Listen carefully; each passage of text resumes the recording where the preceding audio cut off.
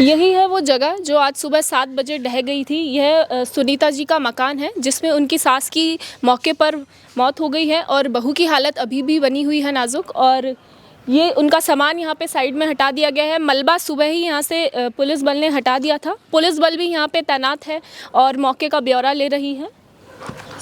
दीवारों की हालत कुछ ऐसी है, वायर्स निकले हुए हैं। आप देख सकते हैं ये मकान कैसे नाजुक स्थिति में है। हाँ, हम यहीं के रहने वाले। सुबह 7 बजे के करीब ये जो मकान ढह गया है, इसके बारे में क्या यहाँ पे आसपास 12 दिन पहले भी एक हवेली ढहने का मामला आया है? आया था। सो आपको इस बारे में कुछ पता है?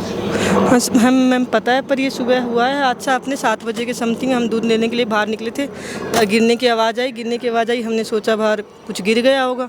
जैसे ही आवाज़ आई, बच्चे बाहर चिल्लाते हुए आए कि मम्मी को बचाओ। हम जैसे आए, यहाँ पे मलबे में दबे हुए थे दोनों सास बहू। बहू को भी निकाल लेता, सास को भी निकाला था, पर सास तो ऑन द स्पॉट ख़त्म हो गई थी।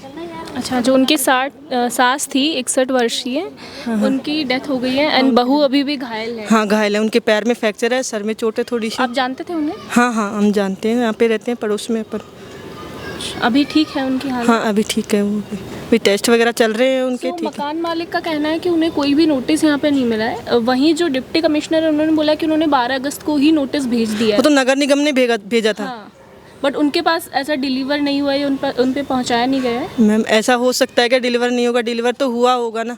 बट ये उन्हीं की लापरवाही है। उन्हीं की लापरवाही की वजह से हुआ। उनका ये तो इन्होंने बोला था, जो यहाँ बच्चे रहते हैं उन्होंने बताया कि हमने बोला था मकान मालिक को कि हमारा मकान रिपेयर कराओ, पर उन्होंने ध्यान नहीं दिया। और बच्चे इस टाइम पे मौजूद नहीं थे जब बच्चे नहीं थे, बच्चे बाहर थे बच्चे। वो बच्चे ने बोला था कि मम्मा देखो दीवार में वो आ रही है, दरार आने लग गई है। वो बोला बच्चे ने, इतनी देर में दीवार गिर गई थी। तो अगर घर की हालत इतनी बुरी थी तो किसी ने पहले कोई चेतावनी, वार्निंग, किसी ने इन्फॉर्म नहीं किया पहले फैमिली में? नहीं, किसी ने नहीं बोला था मैम। अभी एक्चुअली में क्या, अम्मा की तबीयत, उनके सर का ऑपरेशन था तो 1 महीने से हॉस्पिटल में भर्ती थे। वो अभी आए थे 10 दिन से। जब देखा क्योंकि जो प्रदीप जी हैं यहाँ के मकान मालिक, उनका बोलना है कि हमने बाकी का जो पार्ट था वो उन्होंने रिपेयर करा दिया था, बट उन्होंने क्योंकि रिक्वेस्ट किया कि हमें रहने दो, बाद में आप इसको ठीक करा लो। मैम, ऐसा तो कुछ नहीं है। कितना रिपेयर हो रहा है, कितना अच्छा रिपेयर हो रहा है। देखो, आप ही देखो ना, अंदर जाके देखो ना।